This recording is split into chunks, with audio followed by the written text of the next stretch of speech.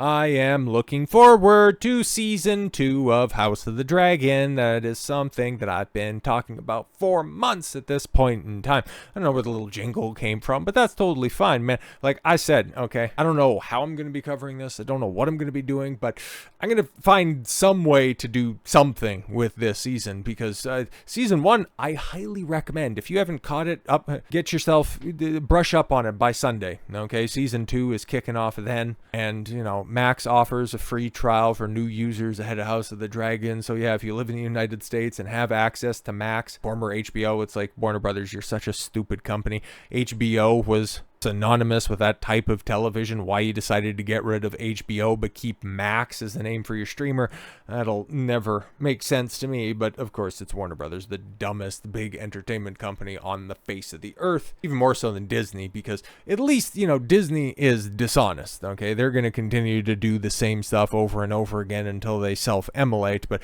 Warner Brothers, whenever you think that they go ahead and correct, like, just take a look at their gaming space. Last year, they released the best-selling game, Hogwarts Legacy, and then they followed that up with Suicide Squad Kills the Justice League. You can't trust them to at least be consistent. Disney, you can trust in them being the perverts that they are, but Warner Brothers, they're just idiots. But also, you know, you could take a look at their programming. For every Velma that they put out there, they managed to adapt the work of George R.R. Martin, do half a series well, half a series incredibly poorly, and so far, so good with House of the Dragon. And the reason that there is such enthusiasm for season 2 and the real big kickoff of the Targaryen Civil War, well, a lot of it has to do with that character that's on the screen, but it also has a lot to do with the showrunners behind the scenes, guys that actually get it, guys that, well, frankly, okay, you know, we got to be honest and fair about this one, do have source material that does have a conclusion. One of the very few George R.R. Martin stories that does come to a head, okay, with all of the other Song of Ice and Fire spin-offs in development, none of them have concrete endpoints. Okay, as much as I'm looking forward to the Aegon the Conqueror story, I think that's going to be dope. Especially seeing Balerion in full spectacle at the height of his powers. It's like, yeah, okay, normally, you know, I like to focus on good character-driven stories like what we have right here. But sometimes, you know, you just want to see gigantic dragons, you know, spew black fire. Actual black fire. So cool. But there's not really... There is kind of... Well, obviously, he's the first king of Westeros. He united the realm and all that stuff. So obviously, there's an endpoint for his story. There's not anything technically written in stone as to how everything transcended from there and ultimately fell apart with Maegor, his sister wives, and you have the Hedge Knight stuff, the Dunk and Egg stuff that has also been greenlight for a series. I think that's the next one that's coming out after either the conclusion or somewhere in between season 2 and 3 of Hot D. And that's another situation where there's technically a conclusion to that story, but you know, telling the fine points and sussing out the details there would be very important. But that's a series of books that isn't done. And then, of course, you know, the Song and Ice and Fire books themselves, well, they're never going to be done. You might get Winds of Winter. We might get Winds of Winter, but Dream of Spring, I mean, come on, man, at this point in time, you know, the title is parody in and of itself. It's going to stay a dream. Yeah, you have complete source material with House of the Dragon. And then you also have competent showrunners, something that Game of Thrones desperately didn't have. Because, yeah, for as much crap, justifiably so, as Dumb and Dumber, Dan and Dave got, they also, you know, became household names because they did so well with Game of Thrones for the first 4, I would argue 3.5 seasons. And even the stuff that they interjected into the show was fantastic supplemental material. They were firing on all cylinders until they just, you know, jettisoned either the framework that George had for them, or they just simply stopped listening to George. But again, there's some blame that can be placed at the feet of that fat bastard. He didn't finish the books, and he also stopped turning up to set, just like Dan and Dave. But that's an entire can of worms in and of itself.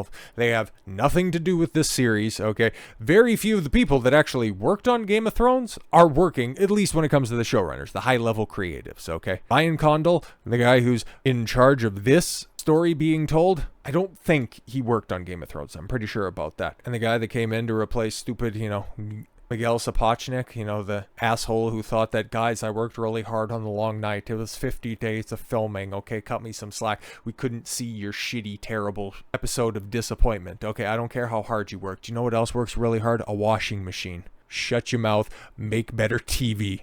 Okay, he left, and the guy who, I don't know, directed the best episode of Game of Thrones, Watchers on the Wall, yeah, he's coming in and filling those shoes. So, again, there's big reasons, okay, this could be great. This is another one of those situations where, okay, just watch the show for what it is and don't listen to the creatives. There's very few examples that I could give that actually supplement the material, complement it in a way that enhances it when we're talking about creatives opining on their work. And, well, there's a lot of documentaries that I've watched and listened to around Final Fantasy VII Rebirth. I bet you didn't see that reference coming in a House of the Dragon video, but I found a way to work it in. But when you can hear Naoki Hamaguchi, the director, okay, and all of the different people like Yoshiaki Katase, even Nomura's crazy ass, Tetsuya Nomura, and then Yoshinori Katase, when you hear them talk about this stuff, it's not about them, it's not about their personal politics, it's about the world of Final Fantasy VII, the remake trilogy, and how they want to do it as best as possible. It's so refreshing to hear creatives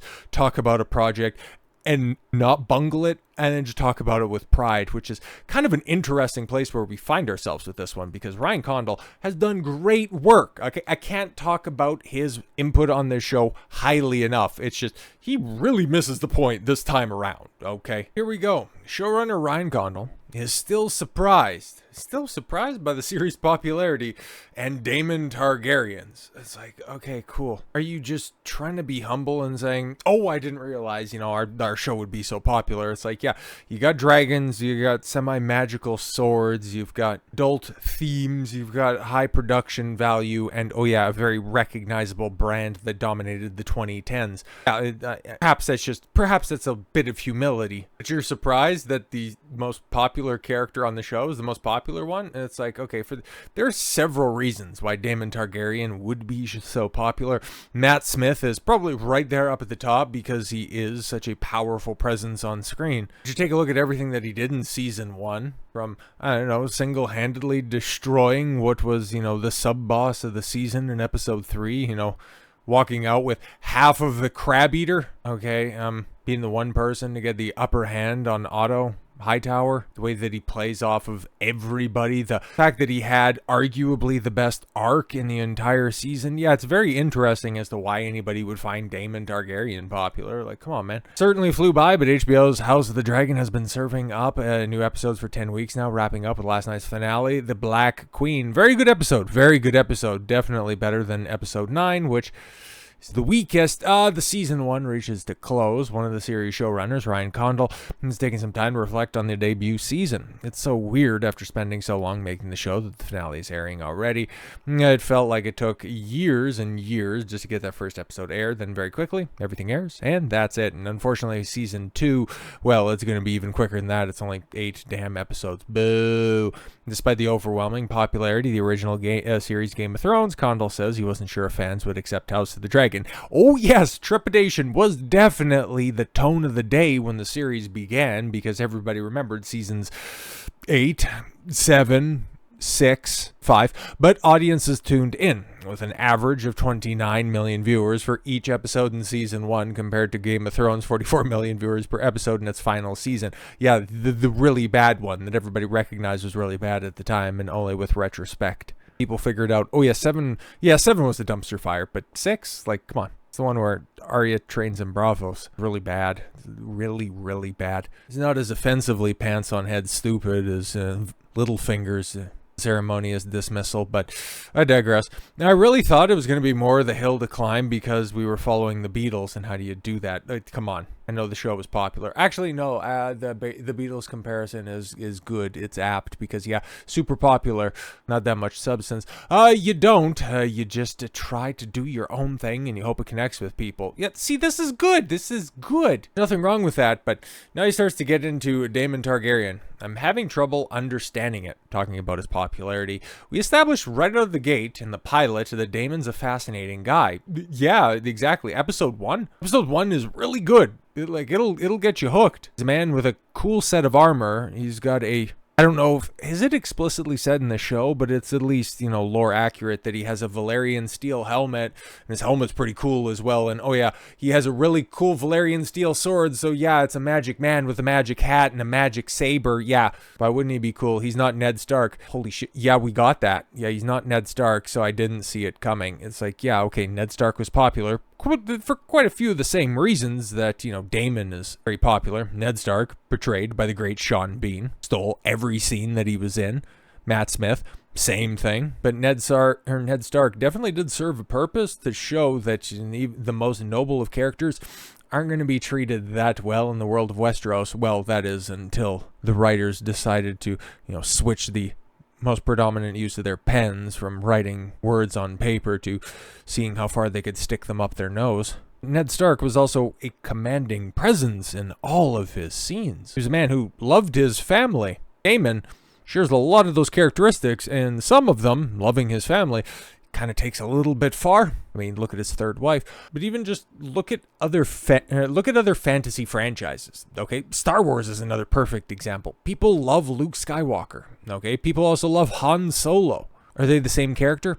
Absolutely not. You can love the hero of a story for different reasons because they're different characters. Me, Damon is the anti-hero of the story. He's a character with a real darkness to him who's dangerous and charming in equal parts. How can you say that and wonder why he's popular? Anyways, I knew people would be fascinated by him and latch onto him. I figured do it the same way they were with Jaime Lannister, Bronn, or the Red Viper. Yeah, Jaime Lannister prior to the Bells was probably my favorite. He was probably my favorite character in Game of Thrones. But yeah, when he just went back to Cersei to die with her under a pile of rocks, it's like, wow, you didn't really care about the little people at all. Holy shit, man. Like, it's so bad. It's still so bad. And Bronn, yeah, he just became a meme generator. Okay, and yeah, Oberyn Martell, who I think gets way too much love for his portrayal. It's like, yeah, you got bitched out by the mountain. Sucks to suck, I guess. But yeah, those right there, three of them are the most popular characters in the show. Game of Thrones, we're talking, obviously. Some of the other people's most favorite and cherished characters, Tyrion Lannister, okay, Tywin Lannister. They're popular not because, you know, they're good, honest people. It's because they're complex characters, you know. That, at least in the case of Tywin, he managed to escape every scene, you know, with his dignity and his character totally intact. And say the same for literally anybody else. I did not think that they would oddly apply to the sort of super fandom to him and try to justify every single thing that he's done as being intrinsically heroic. I think that you might be a bit of a sycophant if you think that everything that Damon has done is intrinsically heroic. Like, he does choke his third wife, does take his niece and third wife to a whorehouse. It's like, yeah, not all of that's heroic. Simply isn't. It's not the case, nor will it be in the future. Well, yeah, of course not. You know what else is cool? He's got a dragon with a long flumpy neck, okay, who's really awesome. He's going to have a good foil in Aemond One Eye going forward, you know, through the subsequent seasons. However many they're going to be, 2, 3 more. I would hope so. But yeah, man, this is a good case to play, you know, the card, the death of the author, okay, to remove the creatives from the work that they present. You have to do that as somebody who has a more conservative mind to their politics when you hear certain creatives, certain actors, writers, directors, showrunners come out and intrinsically hate you just for, you know, the boxes that you check every couple of years. It's like, yeah, okay, love Robert De Niro's work.